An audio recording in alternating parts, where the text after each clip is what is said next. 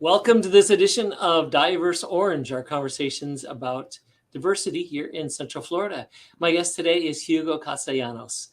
Welcome, Hugo. Thank you for the invite, Terry. Sure. Well, let's find out a little bit about you. Where did you grow up?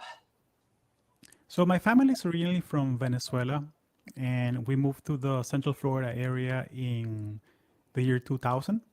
So I grew up around the Orlando, Florida area, and if you want to be more specific, Meadowwoods, Hunters Creek, and right now I live in the Vista Lakes area. So Central Florida is very near and dear to my heart. Do you have memories of Venezuela? I do. I was a young teenager when I moved, so I was 13 when I moved, so I was right in that cusp of I feel Venezuelan enough, but then also I got to go to middle school, high school, college in the US, so I feel American enough. So I'm Venezuelan American as much as I can be. Well, when you were moving to Orlando, to the United States, what did you expect? What were you thinking about this new place? Well, to give you some context, my family, my mom and my uncle, they went to UCF back in the 80s. So we had always a connection with this area, and I've been coming here since 1990 as a young kid, going to the parks, the attractions. I didn't know what to expect, to be honest. I was more focusing everything's new and shiny, so I was more in the moment, and I was more focused on okay, I gotta learn English perfectly and integrate in society and all that. And I remember my parents; they were very more relaxed about it. They were more like, "You'll pick it up soon enough. Don't worry about it." Like, no, mom, dad, but I want to go to the English classes before we move. No, you'll learn it in school, and they were right, as they often were. Yeah. Well, teenage years are sometimes tough to be moving from a friend group to someplace new. Did you feel like you were leaving a comfortable place and coming into something unknown? But you said you've been here around, but not probably making friends here before you moved. So funny enough, and more, it wasn't always that way, but I'm a very social person. So it's very easy for me to make friends and to find people that engage in hobbies that I like. And funny enough, like now that I have a podcast and I basically get to meet and chat with new people for a living, I'm embracing that. So I didn't feel like I was leaving behind something. I was more, okay, this is new, this is the present. Let me engage with what I have and learn from it. So that was more my attitude at the time, and it still is. It still is. It's more. I'm more curious about the future and the present than the past, if you will. And how were you received by your fellow students in junior high and high school?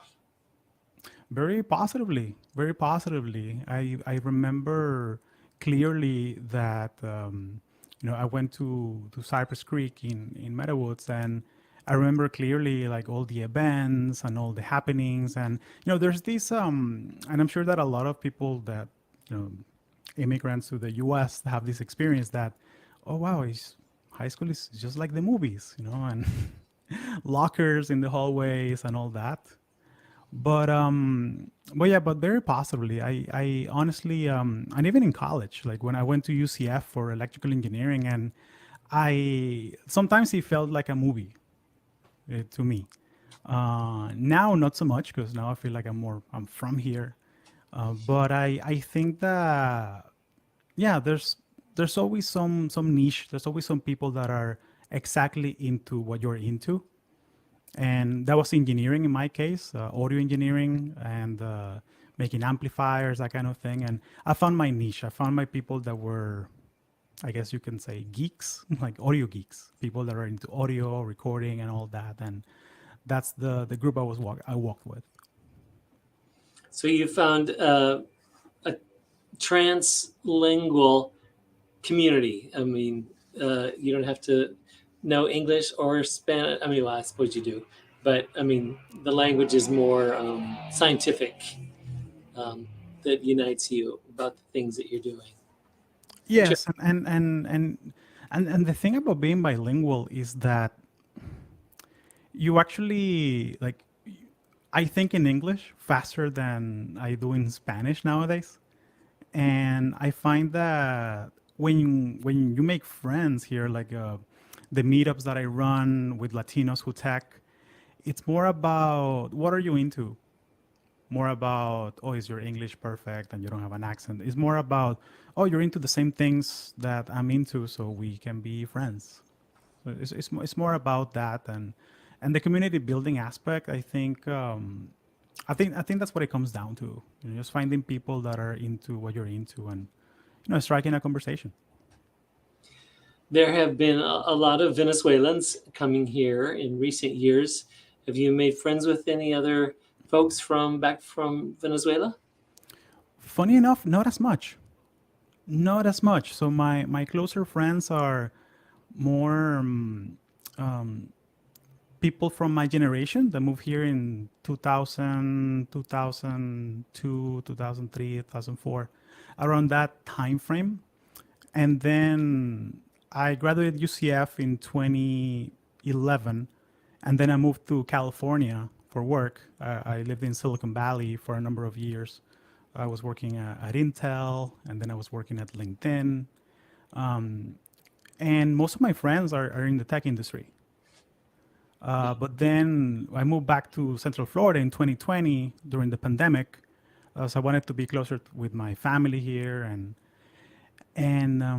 yeah, it turns out that a lot of the people that I was friends with, they stayed here, and we're still friends, and we keep the friendship going. But then the meetups that I run for Latinos Who Tech is mostly tech people, and they're from all over, from the U.S. Some people are, Californians that move here. People from New York that move here. People from Colombia, from Venezuela, Mexico, all over. But we all have that in common that we're all we all happen to be Latino and we all love tech and we want to connect with people that work in the tech industry. Great. Well, is there anything in Central Florida that's missing that you would like to have, something reminiscent of Venezuela? I think we have our bases covered in the sense of bakeries and coffee shops and restaurants. I think we're very well serviced in that regard. There's this idea of this third place that is not work, is not home. It's a third place where everybody's welcome to hang out and you can hang out for free. And in Latin America and in walkable cities, it's the public squares, the plazas. I think that's something that we can learn from those places. I would love to see more public places like that, like plazas, squares, and in the U.S., what took that role were shopping malls, essentially, because it's a driving culture. It's more about suburbs. You commute downtown. I would love to see more of those, like co-working spaces. But when it comes to the Venezuelan culture, I think we're pretty well covered in the sense that places to hang out. But I think what's missing is a place where, hey, you can just go there and hang out for free, and like you're not expected to like have a meal or something like that. Right. I think that's something that's missing, and we have great spots in Central Florida for that. Like Lake Eola is one of them that anybody can go and hang out. But that's something that I do miss from some of the bigger cities in Latin America. Cool. Well, we're glad that you're here with your talents, with your engineering, and I see a guitar behind you with your musical abilities as well. Thanks for joining me today. Oh, happy to be here. Thank you so much, sir. And thank you for watching this edition of Diverse Orange.